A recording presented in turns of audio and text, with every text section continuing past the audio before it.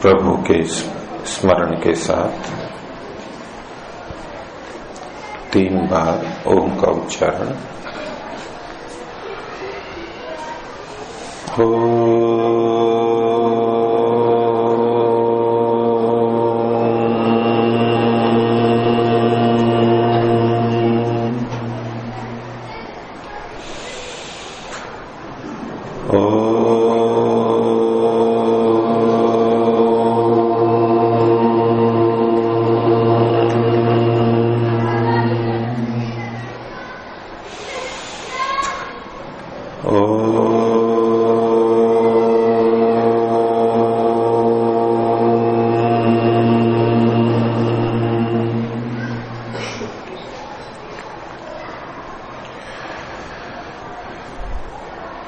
अनादि और अनंत इस विषय पर पीछे चर्चा हुई। उस प्रसंग में 3 तत्वों के अनादि और अनंत होने की बात रखी थी। ईश्वर, जीव और प्रकृति। ईश्वर एक ही है, जीव बहुत है, हमें उसकी कोई संख्या नहीं पता। हमारी दृष्टि से वो संख्या में अनंत हो सकते हैं, क्योंकि हम गिन नहीं सकते उनको। इस दृष्टि से यहां ये घटेगा कि हम गिन नहीं सकते, इसलिए कुछ कह नहीं सकते, इसलिए हम उसको अनंत कह रहे हैं। आलोक जी हैं, सृष्टि का आदि नहीं है, हम कह नहीं सकते, इसलिए उसको अनादि कह रहे हैं। वहां नहीं, यहां घट सकता है। ऐसी जगहों पर हम संख्या को कह नहीं सकते, इसलिए अनंत संख्या हमारी दृष्टि से। परमात्मा की दृष्टि से निश्चित संख्या है जीवात्माओं की, क्योंकि न वो उत्पन्न होती है न नष्ट होती है, तो जितनी है उतनी है। यदि उत्पन्न होती तो बढ़ सकती थी, नष्ट होती तो घट सकती थी। तो जो न उत्पन्न होती है न नष्ट होती है तो उतनी रहेगी। एक बाग में जितने पेड़ हैं, न कोई नया लग रहा है न कोई नष्ट हो रहा है, तो जितने हैं उतने ही रहेंगे। ऐसे ही आत्मा भी निश्चित है, संख्या निश्चित है उनकी, लेकिन है बहुत। ये भी सबकी सब आत्माएं काल की दृष्टि से अनादि और अनंत है, देश की दृष्टि से सादी और शांत है। और प्रकृति का मतलब मूल प्रकृति। हम इस संसार को भी प्रकृति बोलते हैं। ये उस मूल प्रकृति से बना हुआ है, इसलिए इसको हम प्रकृति बोल देते हैं। शास्त्रों की दृष्टि से इसको विकृति कहा जाता है, उससे बनी हुई, परिवर्तित होकर के बनी है। इन सबके मूल में जो है वो मूल प्रकृति, वो मूल कण है प्रकृति नाम के। वो 3 तरह के कण होते हैं, सत्व, रज और तम। सत्व के कण भी कोई संख्या नहीं हमारी दृष्टि से, अनंत है संख्या की दृष्टि से, लेकिन निश्चित है सारे। जैसे जीवात्माएं निश्चित हैं, ऐसे सत्व के कण भी निश्चित हैं, लेकिन है बहुत अधिक। रज के कण भी निश्चित हैं, लेकिन है बहुत अधिक। हम संख्या नहीं कर सकते उनकी, हमारी दृष्टि से संख्या में भी वो अनंत है। और इसी तरह तम के जो कण हैं वो भी बहुत अधिक हैं। सत्वरज तम से बना हुआ ये स्थूल जगत, पृथ्वी, इसके मिट्टी के कण कितने हैं? मिट्टी के कण कह सकते हैं कुछ? मिट्टी के कण कितने हैं धरती पर? नहीं कह सकते। बालू के कण, परमाणु तो और सूक्ष्म हो गए, परमाणु और ज्यादा होंगे, क्योंकि बहुत सारे परमाणुओं से बालू का एक कण बनता है। और सबसे सूक्ष्म जाएंगे सत्वर स्तंभ पे तो वो तो और भी अधिक होंगे, हमारी कल्पना से भी बाहर है इतनी अधिक संख्या। लेकिन फिर भी है निश्चित, क्योंकि वो भी न बनते हैं न नष्ट होते हैं। वो बिगड़ करके परिवर्तित होकर के कार्य रूप में आते हैं, लेकिन मूलतः वो न तो उत्पन्न होते हैं न नष्ट होते हैं, वो सदा रहते हैं। उनकी भी संख्या निश्चित है परमात्मा की दृष्टि से, हमारी सामर्थ्य से बाहर की बात है। उनकी संख्या गिनना करना और हमारे लिए कुछ आवश्यक भी नहीं है उसको जानना कितनी संख्या होगी। अनंत जैसी है बस उतना ही हमारे लिए पर्याप्त है जानना। तो ये ईश्वर, जीव और प्रकृति, ये तीन अनादि तत्व हैं। तो ईश्वर तो एक ही है, आत्माएं बहुत सारी हैं, लेकिन सबको मिलाकर के सब समूह को आत्मा, सब आत्मा आत्मा एक जैसे हैं, समान है। इस दृष्टि से केवल एक ही नाम ले लिया गया कि आत्मा भी नित्य है। जब तीन कहा गया तो केवल तीन ही नहीं है संख्या में, ईश्वर एक है, आत्मा बहुत हो गई, और ऐसे ही प्रकृति के भी कण बहुत हो गए, लेकिन गिना एक ही जाता है। इसलिए कहते हैं तीन तत्व अनादि और अनंत है। प्रकृति को एक मान करके ये कथन किया जाता है। तो एक नया प्रश्न लेता हूं, इससे जुड़ा हुआ है। प्रश्न है, असंप्रज्ञात समाधि, जीवन मुक्तावस्था और मुक्तावस्था में द्वैत ज्ञान, कोष्टक में लिखा है ईश्वरीय से जीवात्मा युक्त रहना चाहे तो युक्त रह सकेगी या नहीं। असंप्रज्ञात समाधि एक स्थिति है, दो तरह की समाधि होती है, उसमें ऊपर वाली समाधि, ऊंची समाधि असंप्रज्ञात समाधि कहलाती है। जीवन मुक्त अवस्था, जीवन मतलब शरीर में रहते हुए भी मुक्त हो जाना, उसको जीवन मुक्त कहते हैं। नितांत मुक्त नहीं होते, शरीर का बंधन तो अभी भी है, लेकिन आंतरिक तौर पर वो मुक्त हो जाता है, अज्ञान से मुक्त रहता है, दुखों से रहित रहता है, क्लेशों से रहित रहता है। ये जीवन मुक्त अवस्था कि शरीर छूटा और बस नितांत मुक्ति में चला जाएगा, वो मुख्य मुक्ति में चला जाएगा। ऐसा जो शरीर है, अंतिम शरीर उस व्यक्ति का, उस आत्मा का, वो जीवन मुक्त कहलाते हैं।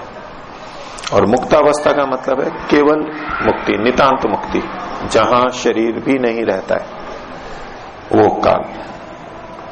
तो तीन स्थितियों में द्वैत ज्ञान, तो द्वैत के मध्य कोष्टक में लिखा है ईश्वरीय, तो द्वैत ज्ञान ईश्वरीय मतलब प्रश्न का मेरे को या तो ईश्वरीय हटा देता हूं, द्वैत ज्ञान, द्वैत ज्ञान मतलब या तो एक आत्मा का और एक परमात्मा का, ऐसे ले रहे होंगे, या आत्मा का या प्रकृति का, या तो त्रैत का है, तीन का ज्ञान, और द्वैत का, द्वैत का मतलब भेद का ज्ञान,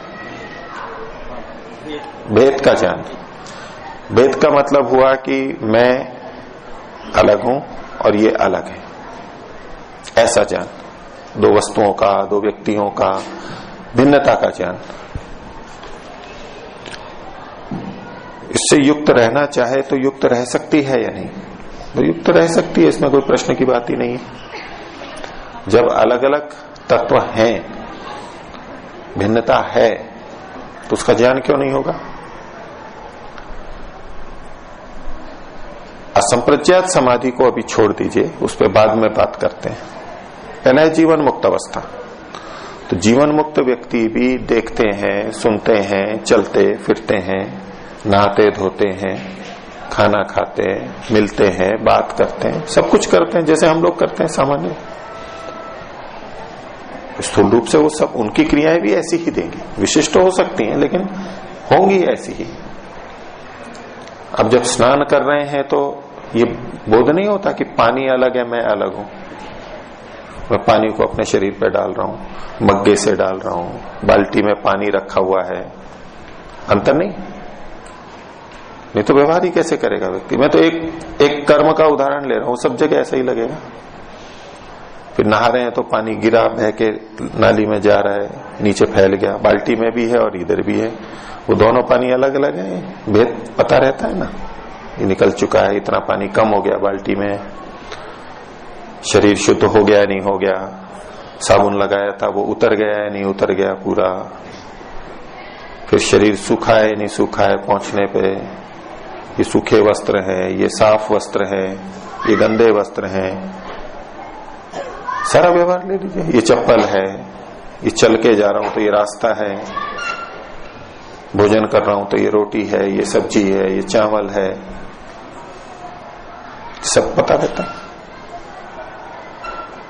भेद ज्ञान होता है। और चेतनों में भी ले लीजिए कि ये भी मनुष्य हैं, ये पशु हैं, इन सब में भी आत्मा है, जैसी मेरे में आत्मा है, ये भी बहुत पूरा पूरा रहता है। ये अवस्थाएं कोई अज्ञान की अवस्था थोड़ा ना है जो कि यथार्थ स्थिति को ना देख पा सके। ये तो बहुत जागरूक अवस्था है, यथार्थ देखते हैं तभी तो ये ऊंची अवस्थाएं हैं, जीवन मुक्त अवस्था। तो जो चीजें हैं जैसी हैं उसको देखना ही तो तत्व ज्ञान और यथार्थ ज्ञान कहलाता है। तो क्यों नहीं देखेगा? उससे आपत्ति कहां है? मुक्ति में बाधा कहां है? इसको अज्ञान कैसे कहेंगे? ये तो भेद रहता ही है। मैं शरीर में हूं, शरीर अलग है, मैं आत्मा अलग हूं, ये बहुत उसको खूब अच्छी तरह रहता है जीवन मुक्त को। और ईश्वर अलग है, मैं अलग हूं। ईश्वर सृष्टि करता है, ईश्वर बंधन में नहीं आता है, मैं बंधन में आता हूं।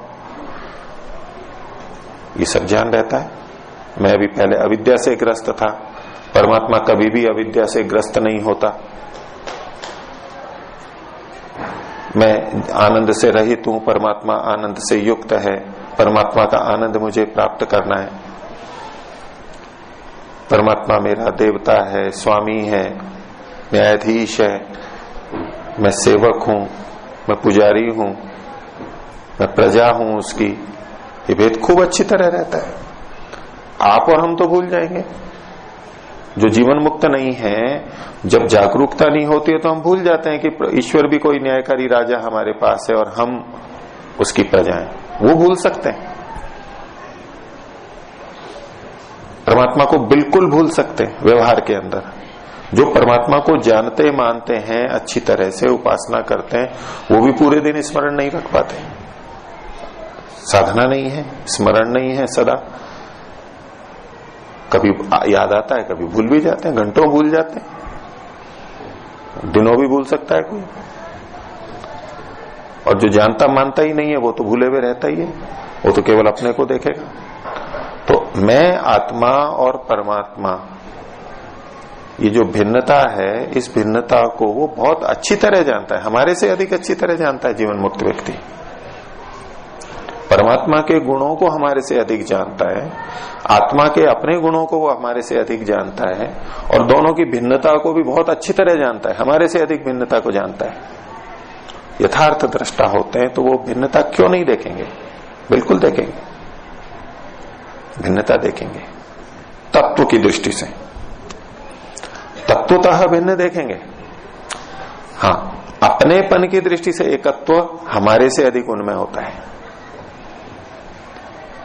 जब हम कहते हैं कि वो हमारा पिता है, तो पिता से हमारी एक आत्मीयता होती है, माता से हमारी एक आत्मीयता होती है, भाई बहन से हमारी आत्मीयता होती है, मित्र से आत्मीयता होती है, निकटता होती है, प्रेम होता है। हम भी कहते हैं वो हमारे पिता है, माता है। लेकिन जीवन मुक्त व्यक्ति जब ये बोलेगा कि वो मेरे पिता है, तो उसका भाव हमारे से कहीं गहरा होगा, उसमें एकतापन, अपनेपन की भावना हमारे से अधिक होगी, बहुत कई गुना अधिक होगी। हम जब उसको न्यायाधीश कहेंगे तो अलग ढंग से कहेंगे, और वो जीवन मुक्त कहेगा तो उसका स्तर अलग होगा। तो भावना के स्तर पर, तुल्यता के स्तर पर, आत्मीयता के स्तर पर तो एकत्व तो देखेगा वो। एकत्व मतलब समानता, एक नहीं, अलग अलग होते हुए भी दोनों में समानता। जैसे कोई दो बहुत निकट के मित्र हों, माता पिता के साथ बच्चे का बहुत आत्मीय संबंध होता है, बच्चों का, बच्चियों का, वो एक ही समझते हैं, एक दूसरे को एक ही समझते हैं। माता पिता अपने बच्चों को अपने हृदय का टुकड़ा समझते हैं, दिल का टुकड़ा समझते हैं, जैसे बिल्कुल मेरा ही हृदय हो। इतनी आत्मीयता लगती है माता पिता को, बच्चों को उतनी नहीं लगती। आत्मीयता दोनों को एक दूसरे से होती है, बच्चे की अलग ढंग से होती है, माता पिता की अलग ढंग से आत्मीयता होती है बच्चों के प्रति। तो एकत्व तो अनुभव करेगा वो ईश्वर से, समानता, अपनापन, देश की दृष्टि से कि वो मेरे अंदर है, मेरे साथ है, मेरे से कभी अलग नहीं होता है, वो ही एक मेरा सहारा है। उसको पाकर के मैं भी आनंदित हो गया हूं, मैं भी आनंद से युक्त हूं, मैं भी ज्ञान से युक्त हूं। इस रूप में एकत्व देखेगा, समानता देखेगा, वो जीवन मुक्त। लेकिन तत्वतः तो फिर भी अलग अलग है। तो ये जीवन मुक्त का हुआ। और जो नितांत मुक्त होता है वहां तो शरीर भी नहीं होता है, वो परमात्मा में ही विचरण करता है, परमात्मा की ही उसकी सारी इच्छाएं पूर्ति करता है। जो भी ज्ञान है, आनंद है, वहां भी एकत्व रहता है। उसे लगता है मैं परमात्मा के अंदर ही हूं, डूबा हुआ हूं, उससे बाहर ही कहीं नहीं जा सकता, कहीं बाहर हूं ही नहीं, परमात्मा के अंदर ही हूं मैं सदा। ज्ञान और आनंद मुझे मिल रहा है इससे, वहां वो इस रूप में एकत्व अनुभव करेगा। लेकिन फिर भी भेद है, उसको पता है मैं पहले बंधन में था, अब मुक्ति में हूं, परमात्मा ने मुझे मुक्ति प्रदान की है, बंधन से मुक्त किया है, और इतने समय के बाद में फिर मुझे वो पुनः अवसर देगा, फिर शरीर प्रदान करेगा, फिर मैं प्रयास करूंगा, फिर मुक्ति में आऊंगा। परमात्मा है, परमात्मा के नियम है, परमात्मा की व्यवस्था है, मैं आत्मा मुक्त आत्मा हूं, दूसरी आत्मा मुक्त आत्मा है, ये सब उसको पता रहेगा। जो यथार्थ है, वास्तविकता है, उसका क्यों नहीं पता रहे, उसको बिल्कुल पता रहेगा। तो मुक्तावस्था में भी और जीवन मुक्त अवस्था में भी तत्वतः भिन्नता ही जानेगा, लेकिन भावतः एकत्व, समानता इत्यादि आत्मीयता का भाव खूब गहरा रहता है वो। अब असंप्रज्ञात समाधि की बात करते हैं। असंप्रज्ञात समाधि वो स्थिति हुई जिसमें चित्त में कोई वृत्ति नहीं होती, कोई विचार नहीं होता, सब रुक जाते हैं, निरुद्ध अवस्था। और उस समय ईश्वर का साक्षात्कार होता है। जीवन मुक्त अवस्था तो इसके बाद की है, परिपक्व अवस्था होगी। ये प्रारंभ में है, प्रारंभ में है, कुछ और चल गया, कुछ वर्षों तक चलता रहा, लेकिन संस्कार अभी दग्धबीज नहीं हुए हैं उसके। ये असंप्रज्ञात समाधि की अवस्था। जब संस्कार दग्धबीज हो जाएंगे, असंप्रज्ञात की बिल्कुल अंतिम अवस्था आएगी, तब उसको जीवन मुक्त बोलते हैं। तो असंप्रज्ञात अवस्था में ईश्वर का जब साक्षात्कार होता है, ये समाधि की अवस्था है, तो उसमें आत्मा अपने को भूल सा जाता है, स्वरूप से शून्य सा हो जाता है, ईश्वर का साक्षात्कार करता है, भूल जाता है, अपनी सुध बुध खो बैठता है। ये ऐसे ही जैसे हम कुछ खेल देखते हुए अपनी सुध बुध खो बैठते हैं, बहुत लगाव होता है दोनों वर्गों से, जिससे भी, अपने देश का खेल है, बड़ी प्रतियोगिता हो रही है, जय पराजय है, अपनापन है, तो वहां हम उससे इतने जुड़ जाते हैं कि अपने को भूल ही जाते हैं मैं कहां खड़ा हूं, कौन हूं मैं। नाटक देखते हुए, फिल्म देखते हुए बहुत बार अपने को भूल जाते हैं। चित्रकार चित्रकारी करते हुए अपने को भूल जाता है, इतना गहन हो जाता है। संगीतकार संगीत बजाते हुए अपने को भूल जाता है, खो जाता है दूसरी जगह पे। ये एक अलग बात है, लेकिन खोने जैसा होता है, अलग तो वो होता ही है। कुछ समय ऐसा आएगा जब हमें अपनी सुध बुध नहीं रहती, बस परमात्मा ही होता है, ऐसा लगता है जैसे मैं वही हो गया हूं या मैं उसमें स्थित हूं, पर उस जैसा होता है वही नहीं हो जाता है। ये भेद असंप्रज्ञात समाधि में भी रहेगा, लेकिन वो बोध के स्तर पर नहीं रहता। उसकी भी परिपक्व अवस्था आगे जाकर के, और असंप्रज्ञात समाधि लगाने वाला व्यक्ति भी सदा तो उसमें बैठा नहीं रहेगा, वित्थान दशा उसकी भी आएगी, आंख वो भी खोलेगा, चलेगा फिरेगा, दिनचर्या करेगा। उस समय में उसको भेद स्पष्ट है,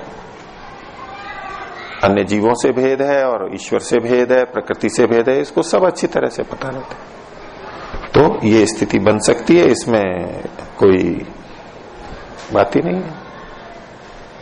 ठीक है, पूछिए। अच्छा जी, और संप्रज्ञात समाधि में कुछ ईश्वर से भी तो ज्ञान मिलता होगा, और यदि मिलता है, ईश्वर तो प्रेत ज्ञान को ही जानता, और यदि समाधि में मिलता है ज्ञान, तो जीवात्मा को भी उसी के आधार पर मिलना चाहिए, अर्थात वहां भी द्वैत ज्ञान होना चाहिए। हो सकता है आगे की स्थिति में एक तो ये इसमें स्पष्ट रहना चाहिए कि समाधि, दोनों समाधियां ये प्रत्यक्ष की स्थिति होती है, प्रत्यक्ष की स्थिति होती है, आंतरिक प्रत्यक्ष होता है। जैसे हम बाहर प्रत्यक्ष करते हैं इंद्रियों से, ऐसे वो आंतरिक मन का अंदर से प्रत्यक्ष होता है। ये समाधियां कोई विचार नहीं है कि हम सोच रहे हैं, परमात्मा का स्मरण कर रहे हैं, उसके स्वरूप का स्मरण कर रहे हैं और उसी में मन को टिका रखा है, तो बोले ईश्वरी ईश्वर का चिंतन चल रहा है तो ये असंप्रज्ञात समाधि हो गई। ऐसा नहीं, ये तो स्मृति है, हम दोहरा रहे हैं उसको, पहले जो हमने जाना है उसको दोहरा रहे हैं। आप उसको विचार कह सकते हैं, आप उसको ध्यान कह सकते हैं, समाधि नहीं। और समाधि में केवल प्रत्यक्ष का ही ज्ञान होता है, उसको पीछे की स्मृतियां नहीं होती हैं। उस समय में जो है बस वही है सामने, स्मृति से शून्य रहता है। और खासतौर से असंप्रज्ञात में तो, क्योंकि चित्त में कोई वृत्ति नहीं है। अगर आप उस समय परमात्मा का साक्षात्कार चल रहा है और आप कहें कि हाँ वेद में ऐसा ऐसा मंत्र लिखा है परमात्मा के बारे में, ये क्या हुआ? स्मृति हुई। स्मृति भी एक वृत्ति है, चित्त की वृत्ति है, वो निरुद्धावस्था नहीं कहलाएगी। है जो जितने शास्त्र हमने पढ़ रखे हैं वो कुछ वहां उपस्थित नहीं होंगे। उनको रोक करके, उस ज्ञान को रोक करके, नियंत्रित करके ही तो वो निरुद्धावस्था में गया है। पिछले किसी ज्ञान की स्मृति वहां नहीं रहेगी, वृत्ति हो जाएगी, नहीं तो वो निरुद्धावस्था है। और जब परमात्मा का साक्षात्कार ही कर रहा है उस समय उसको अन्य पढ़े लिखे बात की आवश्यकता क्या है? कुछ भी नहीं, प्रत्यक्ष हो रहा है। और परमात्मा से जो ज्ञान मिलने की आपने बात कही, परमात्मा से ज्ञान मिलता है, हम सामान्य अवस्था में भी मिलता है, उस समय भी मिल सकता है। ज्ञान हम किस लिए प्राप्त करना चाहते हैं? कब मिलता है हमें ज्ञान? हमारे में कुछ अज्ञान हो, उस ज्ञान की हमें आवश्यकता हो, उससे हमारा कोई कार्य हो रहा हो। ये मनुष्य जीवन की सबसे उच्च स्थिति हो गई कि ईश्वर का साक्षात्कार हो रहा है। अब क्या ज्ञान प्राप्त करेगा? किस लिए करेगा? करना क्या है उसको? वो उस स्थिति में अनुभव करता है, वो आनंद में रहता है। उसको ज्ञान प्राप्ति की कोई वैसी इच्छा नहीं, मुख्य आनंद प्राप्ति है। ज्ञान भी किस लिए प्राप्त किया जाता है? दुख निवृत्ति के लिए, आनंद की प्राप्ति के लिए। वो उसको असंप्रज्ञात में होता है। तो अभी तक तो मेरे को इसी तरह से समझ में आया है कि वहां वृत्तियां नहीं होती है, शब्द प्रमाण है, इसमें अनुभव नहीं है, लेकिन शब्द प्रमाण के आधार पर बोल रहा हूं। और आगे की जाकर के उसमें ये स्थिति कहते हैं कुछ व्यक्ति कि वहां भी आत्मा परमात्मा का भेद रहता है, लेकिन मेरे को अभी यही समझ में आया कि एक ही चीज का प्रत्यक्ष होता है उस समय, परमात्मा का। हाँ, उसके बाद में समाधि से जब बाहर आता है वो उत्थान दशा में, तब उसको वो बोध रहेंगे सब अलग अलग के, लेकिन वहां तो वो उसको सारी सुध बुध खो बैठता है और वृत्ति को रोकने के बाद ही वो उस स्थिति में जाता है। ठीक है। आचार्य जी, मुक्तावस्था के बारे में बता रहा हूँ, मुक्तावस्था और जीवन मुक्तावस्था, या मुक्तावस्था ले ले तो वहां द्वैत ज्ञान होगा, जीवात्मा अपने को भी जानेगा और परमात्मा को भी। ऐसी स्थिति में वो अपने को छोटा ही समझेगा, परमात्मा से जी छोटा समझेगा। हाँ ठीक है। और परमात्मा को बड़ा। ठीक है। तो ऐसी स्थिति में उसको दुख होगा नहीं कि मैं इतना छोटा हूँ, इतना नहीं होगा। किस बात का दुख होगा? किस बात का दुख होगा? क्यों दुख नहीं होता?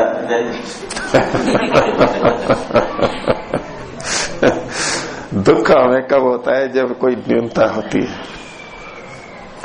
ठीक है। वो उस समय आप जो कह रहे हो कि वो छोटा है परमात्मा बड़ा है, लेकिन वो छोटे में भी इतना तृप्त है, वो इतना परिपूर्ण है, आनंद से युक्त है, इसको कोई कमी नहीं लगती। हमें ये कमी लगती है क्या कि वायुमंडल कितना बड़ा है और हम कितने छोटे से हैं? कभी मैं अनुभव हुआ ऐसा आज तक हुआ? पृथ्वी इतनी बड़ी है और हम इतने छोटे से, कभी दुख हुआ आज तक किसी को भी? ये कह सकते हो कि मेरा बंगला छोटा है, मेरा खेत छोटा है, मेरा कमरा छोटा है, मेरा बिस्तर छोटा है, मेरा शरीर छोटा है, ये कह सकते हो। लेकिन ये पृथ्वी इतनी बड़ी है, ये वायु इतनी फैली हुई है, आकाश इतना बड़ा है, उसके कारण से कभी दुख हुआ? एक बात और परमात्मा इतना बड़ा है, उसका कोई दुख आज तक हुआ है आपको? आज तक हुआ है क्या? वही होगा या नहीं? ये कोई बात ही काल्पनिक प्रश्न नहीं। अभी तक कभी आपको हुआ है क्या? जब आज ही नहीं हो रहा हमारे को, वो जीवन मुक्त अवस्था में, और मुक्त अवस्था में कैसे होगा? आज हम इतने दुखों से युक्त हैं, तब भी इसलिए दुखी नहीं है कि परमात्मा इतना बड़ा है और हम इतने छोटे से हैं। काश में भी वैसा होता, ऐसे तो लग रहा है। लेकिन उसको पता रहता है कि मैं ऐसा हो नहीं सकता, और परमात्मा जितना बड़ा होने में हमारे को लाभ क्या है? हम जितने हैं उतने तृप्त है, परमात्मा उतने में ही तृप्त कर देता है हमें। तो काश आएगा क्यों, बोलेगा क्यों? वो उसको उससे क्या और अतिरिक्त हो जाएगा? जो पाना था वो पा लिया, कृतकृत्यता हो गया, वो अतिरिक्त क्या होने वाला है? जैसे आप बताए कि न्यूनता और कमी होने से दुख होता है, तो जीवन मुक्तावस्था में और मुक्ति में भी अपनी न्यूनता और कमी को देखता है, तब तो दुख होगा। वैसे तो आपको, मेरे को कभी हुआ नहीं, मेरे को भी नहीं हुआ इस बात का तो जीवन मुक्त को तो कभी नहीं होगा, वो ज्ञान की स्थिति है। और जिस न्यूनता को आप बता रहे हो, वो न्यूनता कैसी है? आकार या परिमाण की दृष्टि से है। वैसे कोई न्यूनता नहीं है, वैसे न्यूनता नहीं है। तृप्ति की दृष्टि से कोई न्यूनता नहीं है और ना कोई दुख है। तृप्त वो पूरा है। अब एक चींटी एक शक्कर के कण को मुंह में पकड़ लेती है और उसी को ही वो चूसते चूसते समाप्त नहीं कर सकती है। ठीक है, एक छोटे से कण को, गुड़ के एक छोटे से, और गुड़ की भेली रखी हो, पूरी बोरी रखी हो, कुछ नहीं, जो है उसी को ही नहीं भोग पा रहे। हमें कभी दुख नहीं होता कि मैं संसार की सारी हवा को ले नहीं सका कोई बात नहीं भाई, हमारे को जितना चाहिए उसमें कमी नहीं है। हाँ, वो वायु दुर्गंधित हो और कोई प्रदूषण हो, वायु कम हो तो हमें दिक्कत लगेगी, लेकिन जितनी हमें चाहिए उतनी पर्याप्त मिल रही है, हम बहुत बिल्कुल सुखी है, कोई भी दुख नहीं है, कोई कष्ट नहीं है। ऐसे ही परमात्मा से जो आनंद ज्ञान हमें जितना मिलना है, जितना हमें मिल सकता है, और जिसमें हमारे में परिपूर्णता आ जाती है, तृप्त हो जाते हैं, उसमें अतृप्ति का बात ही नहीं है। अब जिसका गिलास जितना है वो पूरा भर चुका है और आवश्यकता भी नहीं है, तो कोई दुख नहीं होगा। हाँ, एक गिलास मिल गया है दूध और इच्छा अधिक है तो एक गिलास और होता या गिलास बड़ा होता, वहां हो सकता है। इच्छा हो तो उसकी इच्छा ही समाप्त हो जाती है, इच्छा ही तृप्त हो जाती है, इसलिए वहां कोई दुख नहीं होता है। इच्छा विघात से दुख होता है, इच्छा विघात से होता है, इच्छा न्यूनता में होती है, उसको कोई न्यूनता ही नहीं लग रही, तो इतना ही रखते हैं।